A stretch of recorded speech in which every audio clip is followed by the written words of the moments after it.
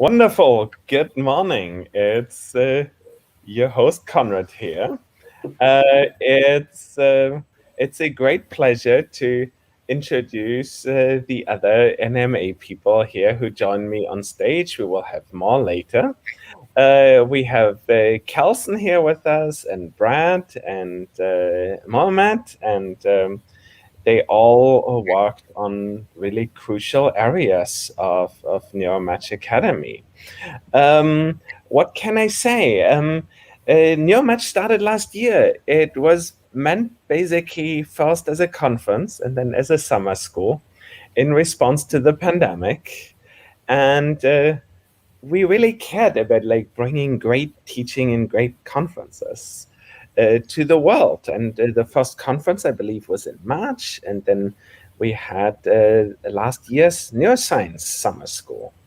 And then over time, it grew, and we quickly had a big team. And we realized that not only could we bring teaching to the pandemic, but that we can actually make teaching better. And with that, we get a lot of people together. And I just invited Alana on stage because of two reasons. The first one is she's a wonderful student in my lab. And the second one is she was part of the original Neuromatch Academy. Alana, tell me, how was that like? Yeah, so it was definitely a bit of a whirlwind of activity, and we were on Slack last year, so I was basically waking up, looking through all the messages I missed, going to eat, taking a break, looking all the messages I missed, and just it with my pod, it was really great time because we were just helping each other learn by asking questions at every turn, discussing things, going off on tangents, coming off of those tangents. And we didn't really finish all of our notebooks, but we definitely learned a lot. And let me already front load this, guys. The vast majority of people will not always be finishing all notebooks. And that's okay. You're drinking from the fire hose. You can always go back to the tutorials at a later point of time. It's on both ends, because it's both that you're drinking from the fire hose, but also the all of our instructors are so excited to teach you everything that they know about a topic that we can't get them to cut. There were cuts. This is the shortened version, and the instructors just have so much that they want to give you that some notebooks have like half of the notebook is bonus material. That's right. It's crazy, but like this is the awesome thing. Like we have all these people coming together. They're like, hey, there's this thing that I want to teach, and this thing, and this thing, and that's just people really want to help. So here we are, also joined by Amita. It's taking a second to load her video. Why don't we briefly give Kelson the microphone? Kelson, how did this like deep learning thing come about? So the deep learning thing kind of came about, at least from my perspective, in that there was I came along in the beta. I'm going to call it the beta test, in that there is a UPenn course that Conrad was doing in a similar style, and I was on the kind of waxing team or for that, and he basically said, "Hey, we're going to try and this kind of worked out okay for UPenn. We're going to try and make it, 10 times as big for worldwide, and we might want someone to help organize that." So that's where I came along. So, and so yeah, it's like, what do you want to know about? Just like what we have set up for everybody, or how everything. No, just like how it all started. No, like we felt that we should bring deep learning to a broader audience, because we felt that for people who don't maybe like that say don't take it at the university or something, there was really a missing cost, and that's why. That, and then also kind of the thing that we talked about last time about where NMA fits in, and how it was like how I kind of viewed it. Yeah, so yeah, we definitely have a very strong kind of ethos about what the course is, and not being just another, just another DL course, because as you know, there's a million kind of on the internet these days. So like, why should Neuromatch Academy have a DL course? And having taken a number of them, I can say that a lot of it is the kind of a just lecture online, or just where you have people talk at you in 30 minutes, and then you answer 5 questions, and then, oh, congratulations, deep learning, and then you try to go do anything, and then you're like, oh, nope, I don't, I actually didn't, I don't know anything. So yeah, the anime style is really trying to take the most advantage of the online aspect, and for people, the same idea with the computational neuroscience last year, and that it's since it's all online, you can take everything, and you're learning in a collab the whole time. You're learning in a Python kernel essentially the whole time. So when you see someone writing the code of, this is how it's supposed to work, and then you're like, wait, my code isn't working, you can go back and look at their code and like run their code or investigate it or save it for later. And then when you're stuck, so basically you'll have free reign for the entire course to you know really understand how everything is working, and not just be shown it, and just really do it. And for me especially, that was key to like being comfortable saying, you might not, you'll still not be able to say, oh yeah, I can do everything in deep learning. I'm a deep learning expert. I'm going to write a paper, but you'll be able to say, okay, you'll know everything that you need to know, which is, let's just say, okay, I'm going to, start deep. I'm going to want to make a network. Okay. I have to have, I can load my trading data with this. I'll need to have some optimizer. I'll have to have some like function to run it. I'll have, here, if it goes wrong, it might go wrong in these ways. Here's what I could. You'll know everything. To not hit that wall that most of us hit at the very beginning, where it's just like, okay, it didn't work, and I have no idea what to do next. And that's really try to get you past past that. Right. I just briefly want to introduce. We are also joined by Amita Kapoor now, who's a prolific textbook writer about deep learning, and we'll get to her in a second. I wanted to next give the stage to Brad. Brad, so what people don't usually realize is, if you run a summer school at this size, there's just like so many moving pieces, and this whole operational domain is just like unbelievably complicated. Anything that like takes 5 minutes of an organizer, if you multiply it with thousands of people participating, it makes like huge jobs out of like things that seem very simple. Brett, do you want to tell us a little about like the operational end of Neuromatch? Yeah, hi everybody. So I'm working with a team of other people on the back end, and what we're doing is, developing the emails, for example, that we send out, which sounds like a small task, but when you're sending an email out to several thousand people, if there's any confusion in that email at all, you're going to get 1,000 replies asking for clarification. So we try to spend a lot of time making sure that everything is as clear as possible. There's so many people who are developing the onboarding surveys. We've also been developing the portal. So the portal is new this year to make it possible for you to have a place to log in. Also, the Discord management is a huge part of what we've been developing this year. So there's a lot of work behind the scenes to set up the channels, to set up some automation bots so that people can get moved around in the correct ways. So there's just so many people involved in the backstage, putting people into pods, figuring out if people do need to change pods for some reason. How do we do that? And it's really been a fascinating journey, seeing how all the people kind of come together to contribute as we move forward. So NMA has kind of been like an avalanche. It started off with, I remember he was on Twitter, Conrad was asking help for reviewing for the first NMC conference. And I'm like, yeah, all right, I'll help out. And then like a couple weeks later, I was helping to organize that one. And then another month or two later, he says, hey, do you want to join NMA? And it's just like in this process of accumulating lots and lots of people who are just contributing so much of their time as volunteers to help make this thing happen. And it's just been so wonderful. And the people that we've met along the way has been, I think, the best part about this whole operation. Yeah. Anime is officially like an organization in that I don't think there's anyone who actually knows everybody in anime anymore. It's crazy.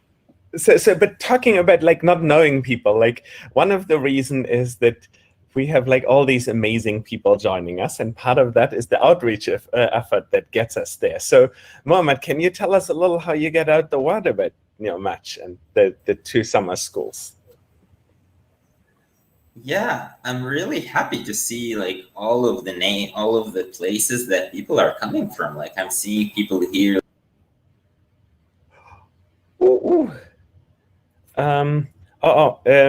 I clicked on the wrong button. Oh no! Oh no!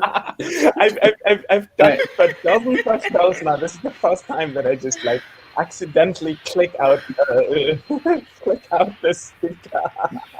Well, while we're waiting for him to come back, I just want to say on behalf of Elnaz, who will be running this again, is we're going to have another NMA Got Talent competition. So be on the lookout for that. You might have seen the T-shirt designs, some of the artwork, the photography, the music, and the comedy that happened for the CN course a couple of weeks ago. So we're going to be doing all of that again. So let's see if we can come up with even better T-shirt designs this year, because I need a new wardrobe. I've only got one Neuromatch shirt, and it's in the laundry, which is why I'm not wearing it. So let's make some new clothing. Mohammed, with apologies, I just accidentally kicked you out. That was just a 30-second ad break. We gotta get the revenue in. Yeah, that's about the T-shirts. Yeah, we're talking about the shirts. Wonderful. Actually, like I should actually like they told me I should be doing an advertisement block. We are supported by a lot of wonderful companies. Talk with them. Consider if you want to work for them, and above all, tell them that they should keep supporting us, because without their support, we'd be broke in no time. Now, Mohammed, tell us more about how this all works. Yeah, I'm really happy with seeing all of the places where people are coming from. Yeah, I'm seeing people like from Madagascar, from Chile, from Burkina Faso, and like many other countries. And like you need to realize, like people coming from those countries, most of you are the first people from those countries to be joining NMA. So last year we had around like 70 different countries in NMA. This year we have like over 115 countries that where students got accepted. And we also have like very high representation from like all different groups as well. So we have like high women representation in comparison to traditional summer schools in the field. Of course, we're still wanting to improve a little bit more, and we're going to be trying as more and more and more as we go on. But yeah, like outreach was not like an easy task. So the reason I think also one of the good things about the outreach committee this year was that we had, even inside of the outreach, there was like high diversity. And that helped the people that, we are able to contact people in the countries in the way that like the most effective to be able to contact with those countries. So I can see actually also a lot of familiar names, people that I've talked to personally, and they have helped me spread the words within their communities as well. So like, of course, like, thank you everyone. And also the other one that I would like to thank is mainly Brad, because he was the one who had to organize all of the mess that was coming from the outreach side. So whenever we're like, oh, we need to have like this special condition for this, and then Brad like, oh, but this, we're going to add a little bit of complexity. So I was like, okay, that's okay. Then after like a few hours, hey, it's done. And I'm like, oh, okay. Yeah. So yeah, it was a roller coaster. It was a very good geography lesson for everyone in the committee. But yeah, it was fun. It's like, you send a message at night, you wake up like to go to the restroom in the middle of the night, and then like looking at your phone, I'm like, oh, someone responded. Like, okay, let's respond to them very quickly. You only get one, not 100 responses when you wake up. Well, yeah, 200 responses, 200 messages. but it's just the spirit, like of like everyone gets together and helps. And I also wanted to introduce, or like to now give the screen to Dr. Amita Kapoor. Tell us a little how you get involved with Neuromatch. Hi everyone. So I would say basically I got attached with Neuromatch last year. I've always been interested in the neuroscience part of the concept, because somehow neuroscience and deep learning are quite related, in a sense that both inspire each other. So I thought I will become a TA. So last year I joined as a TA with the Neuromatch, and I really liked the philosophy of taking the education everywhere, and I liked the energy with which the Neuromatch was working. So this year, when I was asked that if I can volunteer, I was definitely glad to be part of such a exciting and such a democratic organization, I would say. So that is how I got involved with the Neuromatch Academy. Awesome. I'm not sure if it's more democratic or more like a trap. So a lot of people get into Neuromatch by saying, wouldn't it be nice if we had a tutorial on X? And the organization's always like, that is fantastic. It sounds like you're volunteering to do a tutorial on X. Yes. Yes, definitely. But it is fun to volunteer at NMA. Wonderful. Yeah, Conrad gets all the, it'd be great, and gets all the good energy, and then leaves it to me to be like, okay, now you actually have to do that. The carrot and stick approach. Right. But, So I think I want to offer now the opportunity to everyone who hasn't been on stage to come on stage. This is just meant as a short kickoff of the overall thing. This is so that you know that we really want you to have a great experience learning this. And I think this is like the real thing that sets Neuromatch Deep Learning apart from all the other courses that are there. In a way, we really care about our community, I think. And so if you want to come on screen, just let me know in the channel. We have a few questions. Mohammed asks, can we use deep learning now? Well, that is an insider joke from the previous one. And no, you can't yet use deep learning. You're still learning it. Then we have a question by Alex, who asked, how do we get these awesome t-shirts? We are working on it, and there will be a process with which all of you can get t-shirts. And we will be making files available and all kinds of things like that. So we're definitely going there. Here's a question by Eduardo Diniz, who's asking, are you planning to spin off some of the content as their own course? Jumping the gun here because I already love NMA and I want it all year round. This would be wonderful. Let me highlight our strategic problems a little bit, because as this is an organization that is bottom up, you should all know about it.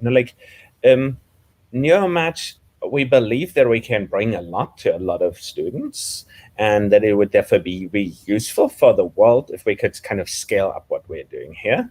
But we need to do some crazy fundraising for that.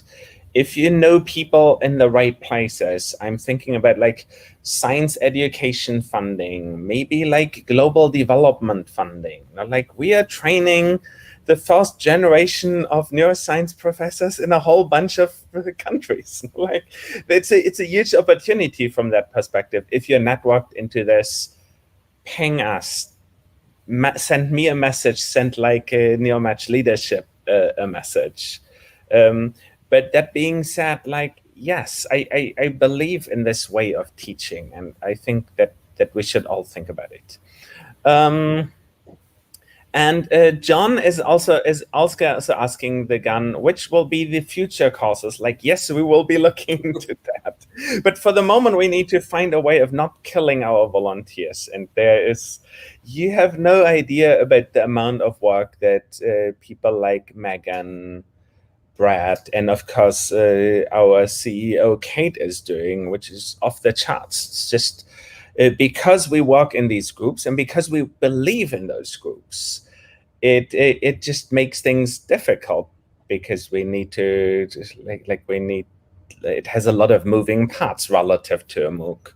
But we believe that what we have here for you is something that's better and more fun than a MOOC. No one on this team, no one on the panel has slept last night. It's a lot of all hands on deck. I mean, yeah, and that's exactly right. The reason why most MOOCs are, here's my lecture that I've already pre-recorded and some questions. It's a lot easier than making custom content for everyone the first time. And, this is for all you guys, there's going to be bumps. There's going to be bumps, and you're now part of the process of giving us feedback and making it even better for the next round. But yeah, like as Conrad was saying, it's like we would love to do more of this, but it's really it's basically, it would be okay, well then we'd have to get people to have a full-time job doing NMA stuff to do that, and that requires a lot of funding.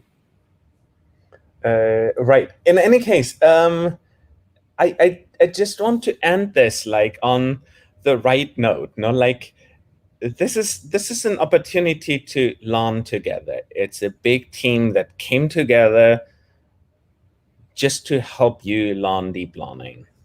It's a big team that came together to make bridges between different disciplines. It's a big team that came together to build bridges between countries and people coming from different backgrounds.